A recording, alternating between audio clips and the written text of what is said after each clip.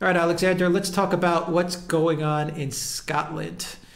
There is there are whispers, rumors, loud voices, I don't know, of another referendum.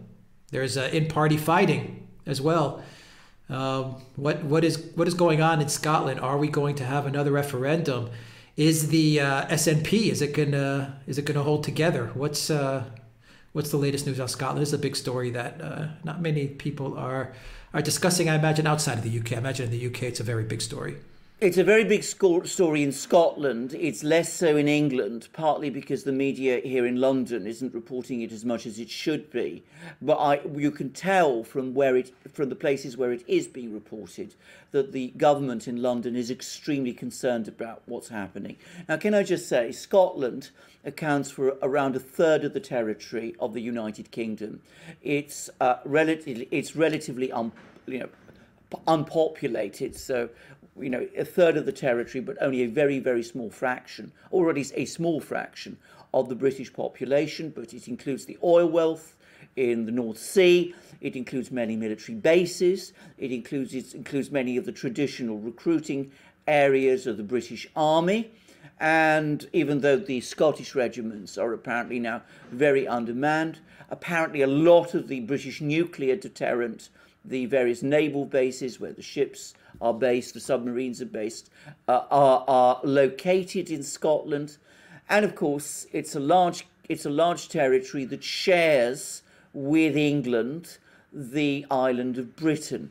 So if Scotland were to secede, it would be a huge shock for the government in London. I mean, lots of English people would accept it, but a lot of the political elite in London would be profoundly shocked by it. They would be shocked by it at a personal level, because many of them have estates and property in Scotland, including the Queen, by the way, who has this giant castle at Balmoral and 30,000 acres of land there, but lots of others also have big estates. But more importantly, there's worries that if London loses Scotland, it would have a rival government. It would be sharing Britain, the island of Britain, with a rival government, something that hasn't happened in 300 years.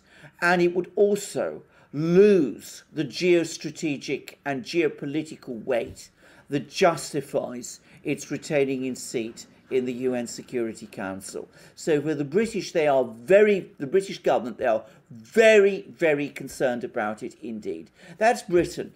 But in Scotland, it is a huge story because, of course, independence is a tremendous dividing issue in Scotland. Over the last few months, we've had opinion polls consistently showing that a majority of Scots support independence from Britain.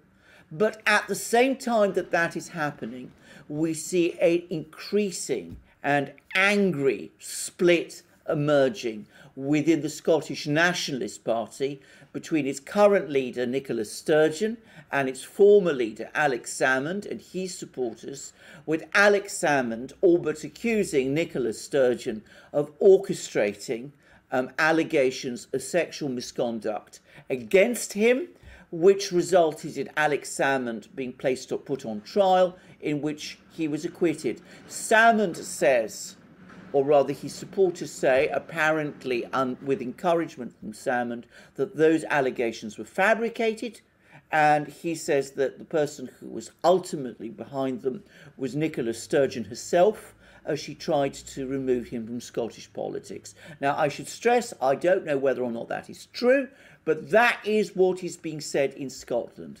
And Alex Salmond still has a great deal of traction within the SNP. There is some evidence that appears to corroborate some of the claims he is making. There is an inquiry underway in Edinburgh carried out by the Scottish Parliament.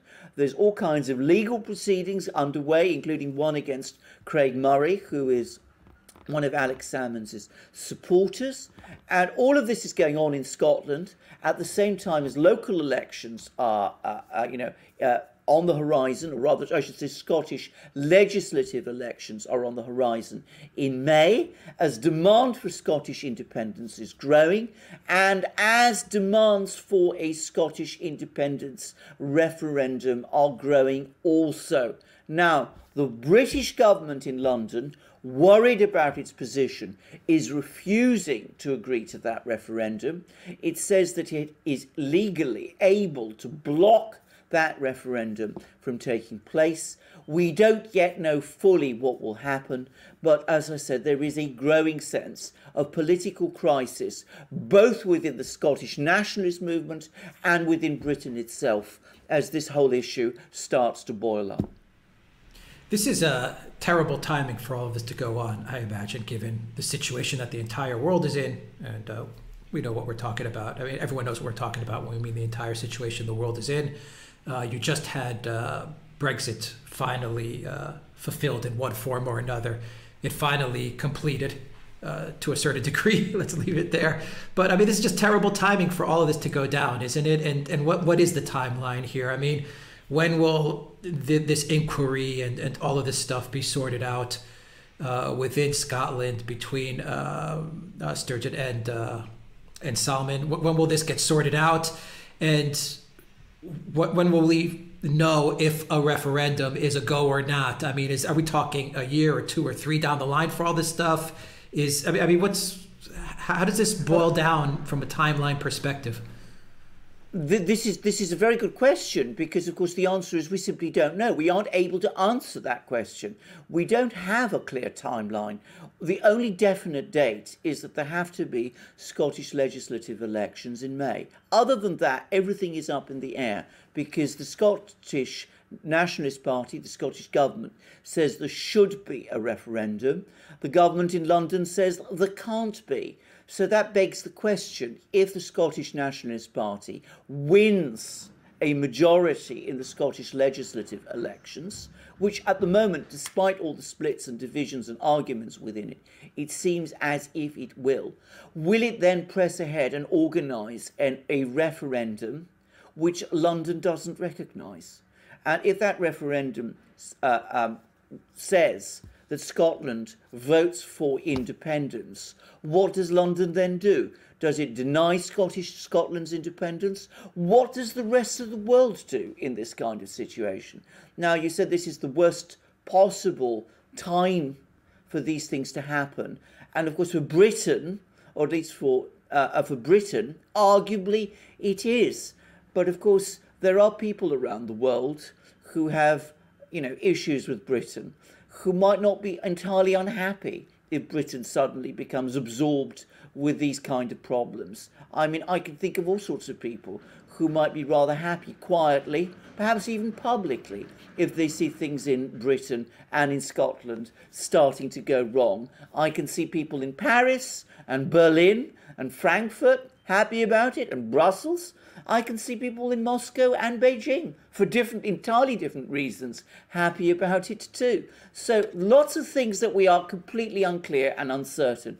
I would add, since we touched on the subject of Brexit, that one of the issues, and it's always been known that it would be a problem, is that Scotland voted heavily for Remain, even as England voted heavily for Leave. And there is no doubt at all that the issue of Brexit has, at least in the short term, been one of the factors that is driving the latest Scottish push towards independence. But I'm going to make a few quick observations about that. Firstly, if Scotland were to secede from Britain, it would have to apply to be readmitted into the European Union, if that is what it wanted to do. Spain is completely opposed, because Spain has issues with secessionism in Catalonia and possibly the Basque country, and for that reason it is not prepared to accept breakaway countries wanting to join the European Union against international and constitutional law. So there's that issue to be resolved and looked at as well. Secondly, I think just as it's important not to overlook the issue of Brexit. It's perhaps important not to overstate its importance. This drift towards Scottish independence has been building up for a long time. And one of the reasons for it, in my opinion, has been the fact that Scotland and England, as Britain, have for 40 plus years been within the European Union. And that has made many politicians in Scotland say to themselves, we don't need representation in London anymore, because the real place where the important decisions are made is in Brussels. That makes me think, by the way, that if Scottish independence doesn't happen quickly, the pressure for it over time may start to slacken, because over time, voters and politicians in Scotland may decide that from Scotland's point of view, it is the relationship with England that matters, not the relationship with the EU, of which Scotland is no longer a part. And therefore, it is important for Scotland to retain some degree of representation in London, and that means remaining within the British Union. But, all of this is up in the air, and it looks as if we have a crisis at the moment coming up now. A crisis both within the United Kingdom and within the Scottish Nationalist Party itself. Yeah, I mean, you bring up a good point. Wouldn't the leadership in Scotland know that geography and history and the moment we're living in would dictate that they're in a better position to resolve issues with London? I mean, with England, I mean, the powers in London, the powers in the English Parliament. I mean, it's after seeing everything that the EU is and everything that the EU has become and how incompetent the EU is, and just the fact that the EU is so distant. I mean, why would they? I'm trying to figure out, why would they believe that the EU would be a better deal than a country that you're already, for lack of a better word, you're already in bed with. I mean, it just doesn't make much practical sense, regardless of all the problems that you may have historically and present day or whatever the issues may be. This doesn't make sense that you'd want to hitch your wagon to Brussels. Also, given the fact that Brussels most likely is not even going to be around in 5 or 10 years. It just doesn't sound very prudent. Well, I'm going to say, first of all, that I agree, but I think we need to sort of unpack that. One of the features of the European Union is that precisely because it is fundamentally hostile to national governments, it has tended to work with and try to support, shall we say, regional governments in order to play them off against the national governments that it is hostile to. So we have seen places like Catalonia, Lombardy, the Basque Country, wherever, parts of France even, do, fairly well, or at least reasonably well, out of a connection with the EU, as the EU tries to play them off against the governments in London, Madrid, Rome, Paris, wherever. One mustn't make too much of that, because fundamentally the EU is a centralising project. But the EU has always been hostile, as I said, primarily to national governments. And whilst it thinks it can use regional governments to undermine national governments, it tends to be fairly helpful in some respects to regional governments. But of course, if Scotland broke away from Britain, it would not be a regional government anymore. It would be a national government. And if it joined the EU, it would find itself treated to all the same things that other national governments are treated to. And at that point, its enthusiasm for the EU would wane. Now, having said that, do Scottish politicians understand that? Do they really think that? I'm going to say this is where I think there is a difference between Nicola Sturgeon and Alex Salmond. I think Nicola Sturgeon, fundamentally and deep down, isn't that enthusiastic about Scottish independence. She's actually, I think, quite happy with the situation which exists now. She is First Minister in Edinburgh, Scottish First Minister. She runs the Scottish government. She gets, all the privileges and salaries that go with that. And she's able to do an awful lot in Scotland, whilst at the same time maintaining the crucial link with England, which is, of course, a far richer and more powerful country, which Scotland is able economically to benefit from, at least that's my view, by being associated with. So I do think Nicola Sturgeon really deep down is so keen on that break with England, even though, of course, as the leader of the SNP, she says she is. By contrast, I think with Alex Salmond, it is more an emotional thing. I think from his point of view, he wants to see Scotland break away from England because, firstly, he's very left-wing and he doesn't like the more conservative right-wing government in London, and also, besides which, he is, as he would say, a Scottish patriot, and he feels that Scotland should be independent and should be free because that is his national conception of where Scotland should go. I don't think that makes him, by the way, especially pro-EU. I think Nicola Sturgeon is more pro-EU in some ways than Salmond is. But I think that is the difference. You have the, if you like, genuine nationalists in Scotland who want Scottish independence because they see Scotland should be an independent state, and the more pragmatic figures within the SNP who wanted to keep Scotland in the EU, or rather wanted to keep Britain within the EU, not Scotland, keep Britain within the EU, but deep down are happy or would prefer to maintain some kind of connection to London because they realise that that works for them. So that's, I think, an important difference, and I think that explains many of the tensions you're seeing within the SNP now. All right, well, what a complicated story this is turning out to be. It's very, very complicated, very, very complicated. I mean, Britain is going through very complex and, shall we say, interesting times. We will see how it's handled. I mean, if London doesn't handle this well, if they do the same, if they overreact to things in Scotland or try to interfere too obviously in events in Scotland, it's easy to see how this could play out very badly for London. And can I say, as somebody who came to Britain when Britain was very much a united country back in the 60s, I personally would be very, very sorry to see it break up. I mean, if Scotland does decide to go, well, I wish it well, and I have very fond feelings towards Scotland. Some of our viewers will notice that I'm wearing a sweatshirt with a Duran sweatshirt with a Scottish flag.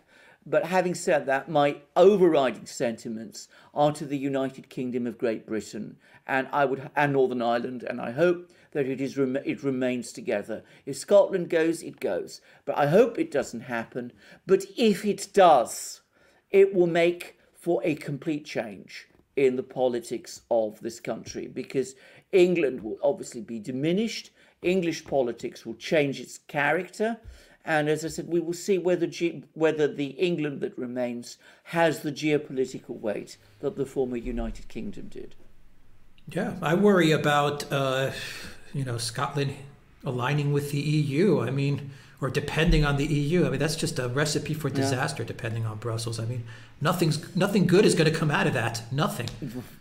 I think that's crystal clear. I agree. What can I say? I think that is would be a huge mistake. And can I just say something? I mean, it's absolutely true what I said, that the EU at some level likes to encourage regional governments. But when Catalonia did try to break away from Spain a couple of years ago, the EU made it very clear that it wasn't going to support it. So this support the EU gives to regions is not real, ultimately. It's manipulative, like so much else that the EU does. It's intended to benefit itself, not to benefit the regions. And I do hope people in Scotland do understand that. Relying on the EU, it would be a tragic mistake. And if Scots really do want independence, it should not be on the EU's terms, because they're not going to get very good terms from the EU if the EU even accepts them at all. Yeah, I agree with that 100%. If they want independence and it goes through, that's like you said, that could be accepted.